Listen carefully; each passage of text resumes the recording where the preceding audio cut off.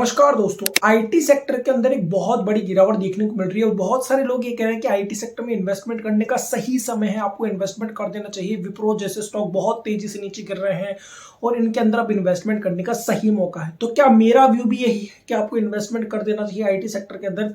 तो मैं आपको क्लीन बिल्कुल सीधी सीधी शब्दों में कहूंगा कि मेरा व्यू बिल्कुल अलग है लोगों से। मेरा व्यू ये है कि अभी स्टॉक मार्केट के अंदर आईटी सेक्टर में अभी और भी ज्यादा गिरावट देखने को मिलेगी। अब इसका रीजन क्या है मैं आपको बता दूं। सबसे पहले देखिए, एक बात समझ लीजिए, किसी भी सेक्टर से पैसा जब निकलता है ना तो वो कभी बाहर नहीं जाता। पैसा हमेशा शिफ्ट होता है एक सेक्टर से दूसरे सेक्टर के अंदर। इसे मैं एक एग्जांपल से समझाता हूं आपको। अगर हम बात करें कोरोना के समय, जब कोरोना पीक पर चल रहा था, बहुत तेजी से कोरोना बढ़ रहा था, उस समय हो क्या रहा था, फार्मा सेक्टर के स्टॉक बहुत तेजी से ऊपर जाते जा रहे थे। अगर आप पिछले 1-1.5 साल की बात करेंगे तो फार्मा सेक्टर के सारे स्टॉक नीचे जाते जा रहे थे। और पिछले एक महीने से, अगर आप पिछले एक महीने के चार्ट देखेंगे फार्मा सेक्टर के उठाकर, तो आप देखेंगे फार्मा सेक्टर में वापस से तेजी देखने को मिली। तो हमेशा याद रखिएगा, किसी एक सेक्टर से जब पैसा निकलता है तो हमेशा किसी दूसरे सेक्टर में तेजी आई हुई होती है, और जब किसी दूसरे सेक्टर से पैसा निकलता है तो किसी एक सेक्टर में तो तेजी आई हुई होती है। और पैसे का काम यही है कि पैसा कभी बाहर नहीं जाता, पैसा हमेशा शिफ्ट होता रहता है एक सेक्टर से दूसरे सेक्टर से, दूसरे सेक्टर से पहले सेक्टर में। अब यही एक सबसे इंपॉर्टेंट चीज है जो आपको समझनी चाहिए। अगर मैं आपको बात करूं कि फार्मा सेक्टर की, तो फार्मा सेक्टर के अंदर जब तक लोग ये सवाल पूछ रहे थे कि फार्मा सेक्टर और कितना नीचे गिरेगा, फार्मा सेक्टर में इन्वेस्टमेंट कर देना चाहिए था क्या, उस समय क्या हुआ था, फार्मा सेक्टर और नीचे गिरा। और अगर हम पिछले 1-2 महीने की बात हटा दें तो पिछले 2 महीने पहले अगर आप किसी भी एनालिसिस्ट से पूछें, किसी टीवी पर जाएंगे, तो कोई भी फार्मा सेक्टर का नाम लेने के लिए तैयार ही नहीं है। आप देखिए ग्लैड फार्मा कितनी तेजी से नीचे गिरा, कोई हाथ लगाने के लिए तैयार नहीं है। तो जिस समय कोई व्यक्ति तैयार नहीं होता किसी सेक्टर में पैसा लगाने के लिए, उस समय उस सेक्टर के अंदर तेजी देखने को मिलती है। क्या आईटी सेक्टर में भी ऐसा हो गया है? आईटी सेक्टर में लोग गलत तरीके का सवाल पूछ रहे हैं कि आईटी सेक्टर और कितना नीचे गिरेगा। जब तक ये सवाल पूछा जाता रहेगा ना, आईटी सेक्टर और नीचे जाता रहेगा। दूसरी बात, जैसा कि मैंने कहा कि सेक्टर के अंदर पैसा आता है हमेशा, और वो पैसा बहुत ज्यादा बड़ा होता है। बड़े पैसे की खासियत यह है कि उसको बड़ा रिटर्न चाहिए। उसको बड़ा रिटर्न हमेशा तभी मिलेगा जब ज्यादा से ज्यादा लोग उस सेक्टर से खाली हो जाएंगे, यानी कि अपने स्टॉक्स को बेच देंगे। क्या आईटी सेक्टर के अंदर ऐसा हुआ है?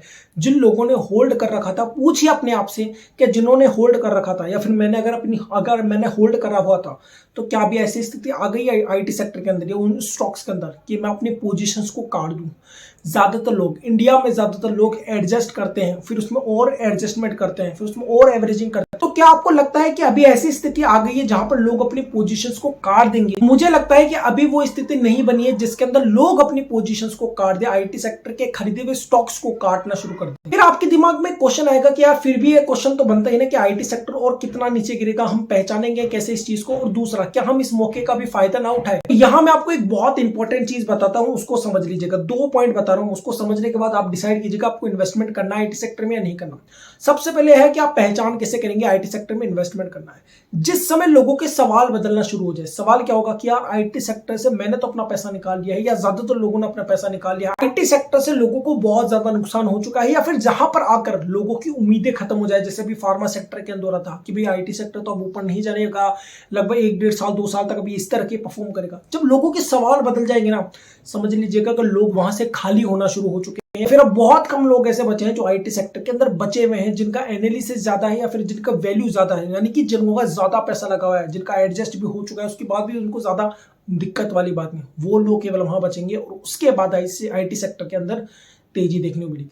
दूसरी सबसे इंपॉर्टेंट बात यह है कि क्या हमें इस मौके का फायदा नहीं उठाना चाहिए? अगर ऐसा नहीं होता है जो मैं कह रहा हूं, देखिए मैं आपको पहले भी कह चुका हूं, ये केवल मेरा व्यू है। ऐसा नहीं है कि मैंने जो कह दिया वही के वही होगा। ये एक एनालिसिस का पार्ट है कि आपको इस तरह से सोचकर देखना ही होता है साइकोलॉजी के अकॉर्डिंग।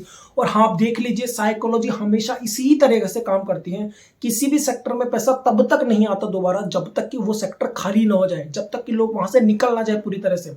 फार्मा सेक्टर को उठा लीजिए, आप किसी भी सेक्टर को उठा लीजिए, अभी देख लीजिए मेटल सेक्टर की हालत खराब है। बहुत सारे सेक्टर इसी तरह से रिपेयर तब होना शुरू होते हैं जब वो बिल्कुल खाली हो जाते हैं, लोग वहां से निकल जाते हैं। रिलायंस के अंदर आप देखिए कितने सालों तक मंदी देखने को मिली, बिल्कुल गिरावट थी रिलायंस के अंदर। जहां पर लोगों की उम्मीदें खत्म हो गई, तब रिलायंस चलना शुरू हो, और आप देख लीजिए रिलायंस का पर। यही चीज काम करती है स्टॉक मार्केट में। आपको विश्वास नहीं करने देता स्टॉक मार्केट। स्टॉक मार्केट नहीं चाहता कि आप किसी स्टॉक को सही जगह पर ले लें, सही पोजीशंस पर खरीद ले। और ये गलत सवाल है जो आप पूछ रहे हैं सही पोजीशंस के लिए इस आईटी सेक्टर में भी। दूसरा जो सवाल आपका था वो ये था कि हम इस मौके को छोड़े कैसे, अगर मान लो यहां से ऊपर चला गया तो हम क्या करेंगे।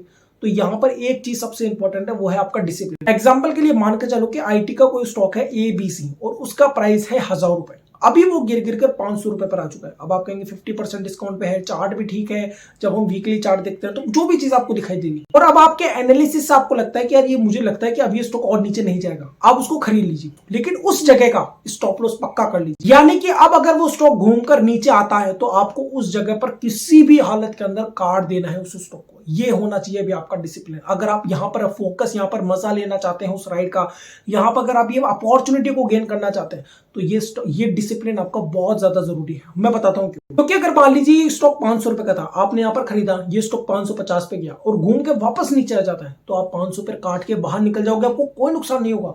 लेकिन अगर ये नीचे चला गया ना सर, तो क्या पता ये आईटी का सेक्टर क्या पता 1 साल के लिए कंसोलिडेट रहे, 2 साल के लिए कंसोलिडेट रहे, 6 महीने के लिए कंसोलिडेट रहे, तब तक आपका पैसा फंसा का फंसा रहेगा। इसलिए ऐसी स्थिति में आपको बहुत ही कड़ा डिसिप्लिन रखना पड़ता है ताकि आप स्विंग ट्रेडिंग का पूरा मजा ले सके। तो मैंने आपको समझा दिया है कि आईटी सेक्टर क्या होने वाला है, कैसी कैसी स्थिति बनने की संभावना है, ताकि आप एनालिसिस कर सके अपने चुनाव को अपने डिसिप्लिन के साथ। तो ये वीडियो आपको कैसा लगा मुझे कमेंट करके जरूर बताएगा। आपका फेवरेट आईटी का स्टॉक सबसे अच्छा कौन सा है मुझे कमेंट करके जरूर बताएगा, और ऐसी वीडियो के लिए चैनल को सब्सक्राइब कर लीजिए। जय हिंद।